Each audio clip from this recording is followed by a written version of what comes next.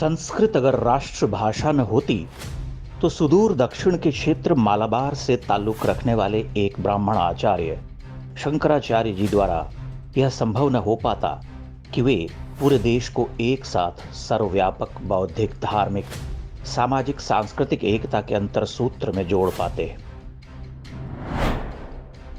हम आदिशंकर से कुछ हजार वर्ष पीछे चलते हैं। मेरे इस कथन को ध्यान से सुनिएगा।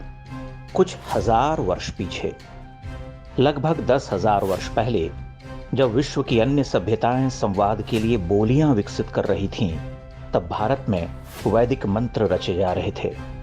ऐसे वैदिक मंत्र जो आज तक जीवन और दर्शन के श्रेष्ठ काव्य माने जाते हैं।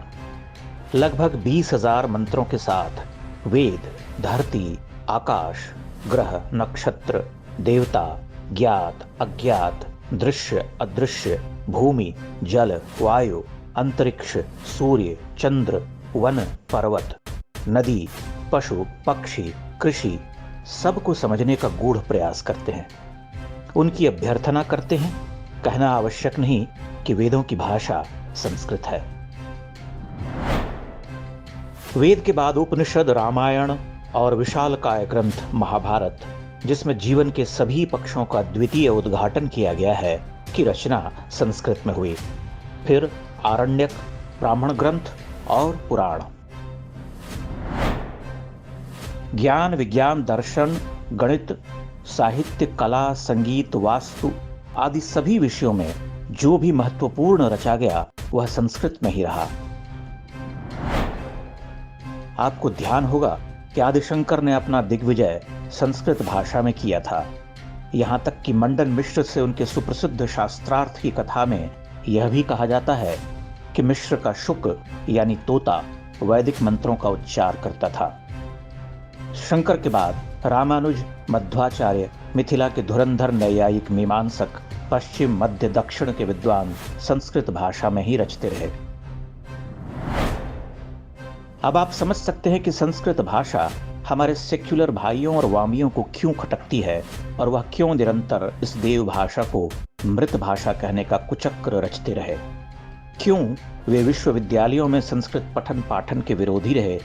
क्यों उन्होंने संस्कृत को पूजा पाठ और ब्राह्मणों की भाषा कहकर उपहास किया। पश्चिम के सभी मुक्त चिंतन करने वाले दार्शनिक भी संस्कृत के आगे नतमस्तक रहे। पाणिनीय व्याकरण से उन्होंने बहुत कुछ ग्रहण किया। संस्कृत भाषा की वैज्ञानिकी और संरचनात्मक सुंदरता ने उन्हें अभिभूत किया और कुछ कुंठित विलायती संस्कृत का वैभव देखकर ठिठक कर रह गए।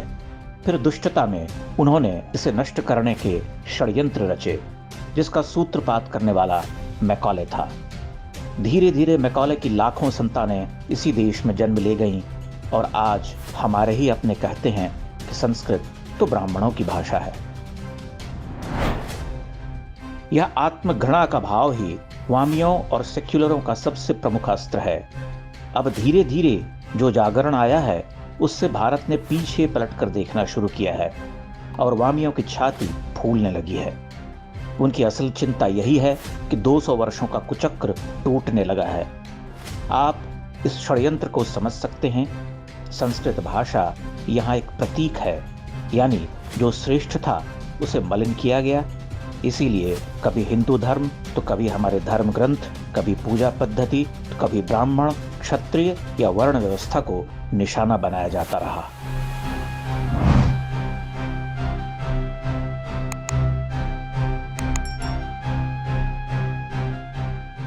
इंडेक्स ऑनलाइन के वीडियो समाज को समर्पित हैं।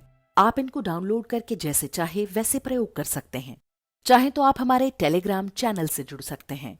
वहां सारे नए पुराने वीडियो आपको मिल जाएंगे। हमारे सोशल मीडिया लिंक हर वीडियो के डिस्क्रिप्शन में होते हैं। हमारा एकमात्र उद्देश्य हिंदू समाज को जागृत और एकजुट करना है। इसमें सहभागी बने। धन्यवाद।